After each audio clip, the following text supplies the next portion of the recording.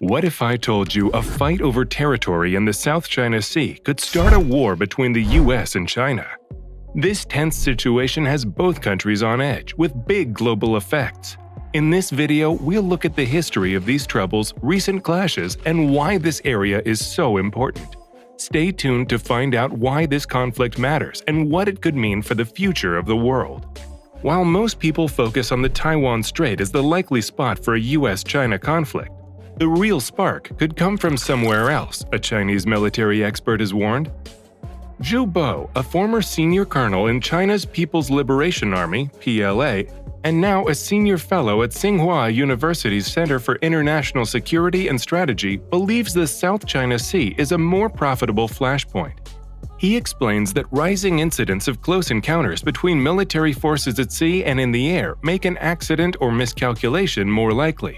According to Zhu, a war over Taiwan is less likely to start by accident because every move and word from both sides is closely watched and carefully considered. This isn't the case in the South China Sea. Here, US and allied military ships and aircraft regularly challenge China's sovereignty claims, especially in the disputed Spratly and Paracel Islands. Beijing claims much of the resource-rich South China Sea, but opposes any involvement from non-claimant countries like the US, Canada, Australia, and Japan. The real challenge for China and the US is not avoiding a new Cold War, but avoiding a conflict that could be triggered by an accident, says Zhu. To show how dangerous these encounters can be, Zhu mentioned an incident from late December when a Chinese fighter jet and a US Air Force reconnaissance aircraft came within 10 feet of each other over the South China Sea, almost colliding. At the time, both sides blamed each other for the unsafe maneuver. The Pentagon stated its RC-135 was lawfully conducting routine operations in international airspace, while Beijing argued the plane was performing close-in reconnaissance near China's southern coastline, and the Beijing claimed paracels. With more close encounters happening, the risk of accidents and unforeseen consequences rises, Zhu warned. We have rules for how planes and ships should behave safely, but American ships and aircraft are coming to challenge us, claims Zhu. Washington does not accept Beijing's territorial claims outlined in its 9-dash line, which covers most of the South China Sea. Instead, the U.S. supports a 2016 tribunal ruling that found these claims violated the United Nations Convention on the Law of the Seas, UNCLOS.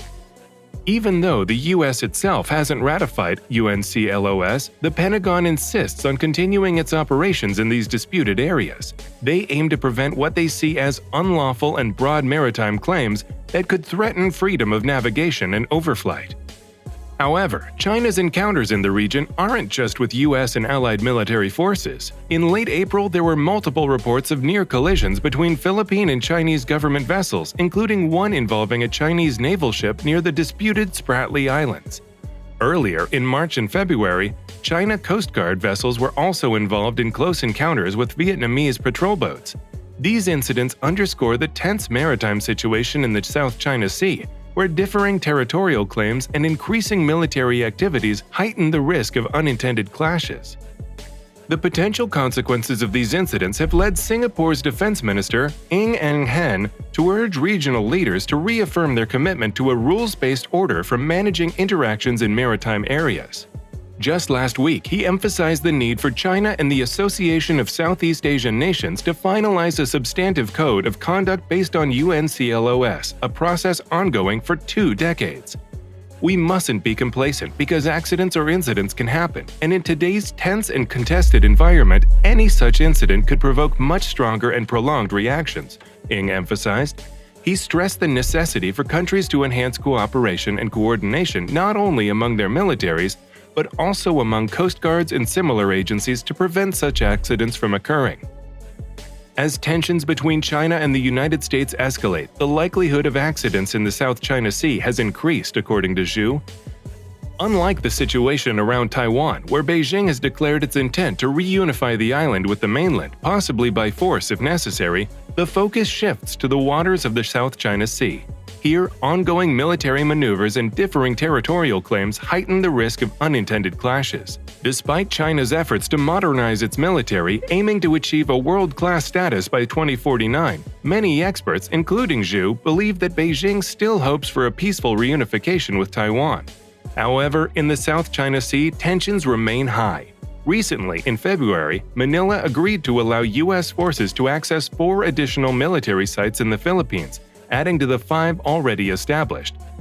These sites, strategically positioned near Taiwan, have sparked concern in Beijing, despite Manila's assurances that they are not intended for offensive operations.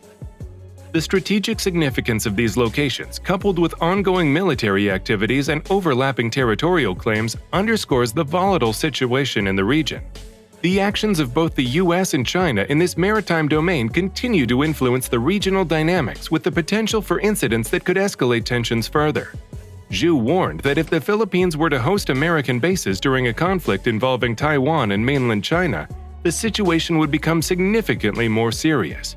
Recent 2+2 talks between the U.S. and Philippine diplomatic and defensive leaders underscored Washington's commitment to enhancing Manila's military capabilities over the next 5 to 10 years. In these discussions, the U.S. also pledged to regularize joint maritime activities with the Philippines, including naval operations, reaffirming their 1951 Mutual Defense Treaty. This treaty stipulates mutual defense against armed attacks on either nation's armed forces or public vessels, extending to incidents in the South China Sea. Furthermore, both countries intend to conduct combined maritime activities with like-minded nations in the region later this year, highlighting plans for increased operational coordination. Specifically mentioned were efforts to collaborate more closely with Japan and Australia through trilateral and multilateral exercises.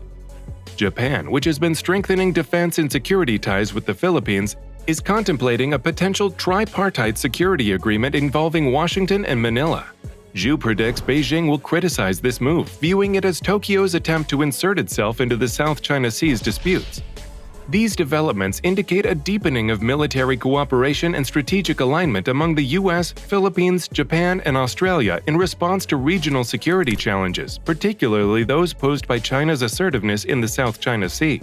Beijing has voiced criticism over Tokyo's recent decision to significantly enhance its defense capabilities, which includes nearly doubling defense spending by 2027. This overhaul aims to strengthen Japan's defenses, particularly on its southwestern islands near Taiwan, and includes the deployment of advanced long-range weapon systems. Amid growing concerns that regional tensions could escalate, similar to Russia's invasion of Ukraine, Japan and the United States have pledged to deepen their defense cooperation. They have identified China's expanding influence as the greatest strategic challenge in the Indo-Pacific region and beyond. However, Zhu argues that Tokyo's justification for this military buildup, citing the Ukraine conflict, is misguided. He points out that Beijing's stance on Taiwan has remained consistent, and the PLA's modernization efforts are primarily aimed at safeguarding China's sovereignty, territorial integrity, and expanding interests abroad. That's it for today. We've delved into the rising tensions in the South China Sea, a potential hotspot for a conflict between the U.S. and China. Why do you think international cooperation is crucial in managing such disputes? Share your thoughts in the comments below, and don't forget to subscribe for more insights on global issues. Thank you for watching.